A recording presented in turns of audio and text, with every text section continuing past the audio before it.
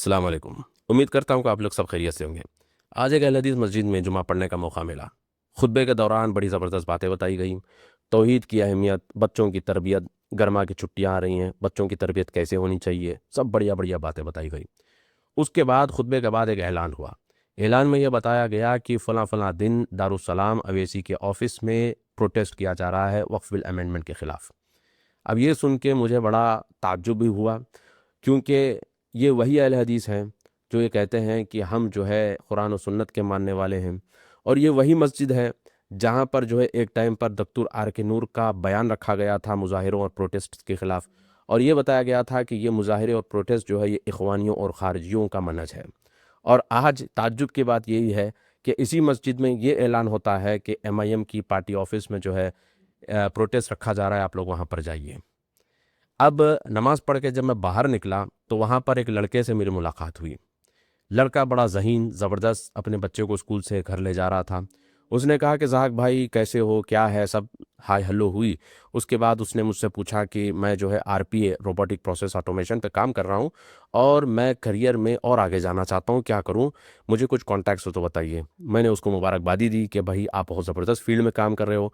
और फिर मेरे जो गल्फ़ में, मिडल ईस्ट में कॉन्टैक्ट्स थे मैंने दिए और कहा कि भाई फ़लाँ-फ़लाँ से कॉन्टैक्ट करिए, मेरा नाम बताइए, ये फ़लाँ-फ़लाँ बात हुई। तो ऐसे होनहार और बड़े ज़बरदस्त लड़के मौजूद हैं हैदराबाद के अंदर।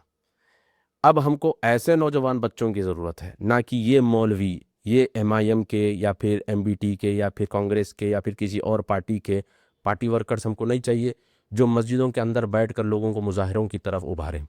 हालांकि अहले हदीसों के बड़े बड़े उलमा के ये फतवे रहे हैं कि मुजाहिरे हराम है, इससे कोई फ़ायदा नहीं हुआ है। सीरिया की मिसाल, इराक़ की मिसाल, मसर की मिसाल, तुनीशिया की मिसाल, बहरीन की मिसाल, कई मिसालें दे देकर हमको ये मनहज बताया गया है कि मुज़ाहिरों में नहीं जाना चाहिए, इसमें कोई फ़ायदा नहीं है। और आज ये कह रहे हैं कि मुज़ाहिरों में जाओ।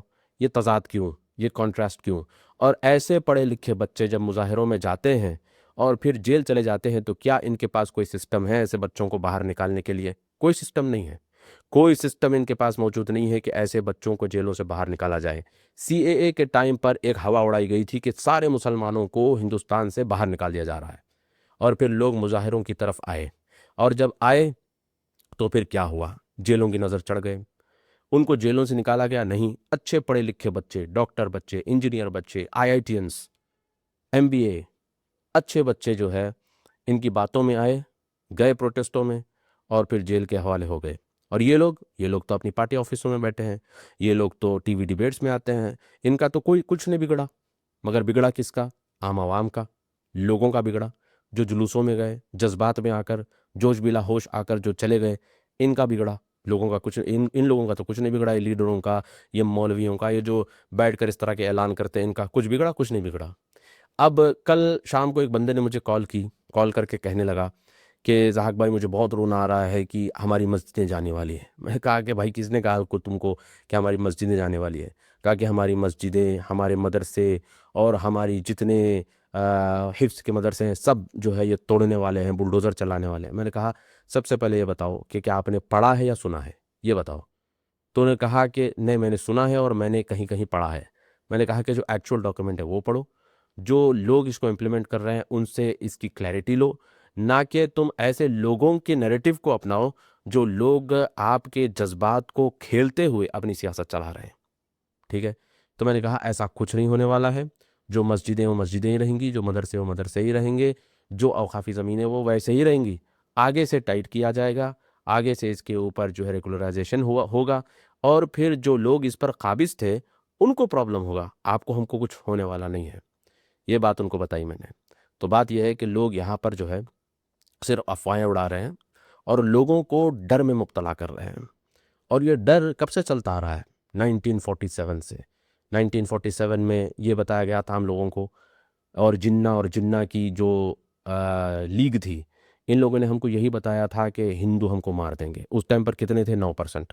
मौलाना अबुल कलाम आज़ाद ने कहा कि ऐसा कुछ नहीं होने वाला है, कोई हमको मारने वाला नहीं है। फिर क्या हुआ? आज 2025 में 15 से 16% है। कम हुए कि बढ़े? उल्टा बढ़े मुसलमान। तो ये डर हमको आज से नहीं, 75 साल से यही बताया जा रहा है कि ये हमको मार देंगे, ये हमारा सफाया करने वाले हैं। कोई किसी का सफाया करने वाला नहीं है। ठीक है? कोई किसी को मारने वाला नहीं है, वो भी यहीं रहने वाले हैं, हम भी यहीं रहने वाले हैं। ठीक है, तो ये जहन में आप रख लीजिए। और ये लड़का जो मुझे मिला और मिल के कहने लगा कि मैं रोबोटिक प्रोसेस ऑटोमेशन पर काम कर रहा हूँ, बच्चे को आईजीसीएसई ब्रिटिश करिकुलम स्कूल में पढ़ा रहा है, तो बनना है तो ऐसा बनो। ना कि ये वेले लोग जो प्रोटेस्टों में जा जाकर नारेबाजियां करते हैं और फिर घर आकर एसी डालकर सो जाते हैं, इनके पीछे आपको जाने की ज़रूरत नहीं है। बस यही मैसेज लेकर मैं आपके सामने हाजिर हुआ था। उम्मीद करता हूँ कि मेरा मैसेज आप तक पहुँच गया है और आप इस पर गौर व फिक्र ज़रूर करेंगे। बहुत बहुत शुक्रिया। मैं आपका भाई ज़ाक तनवीर।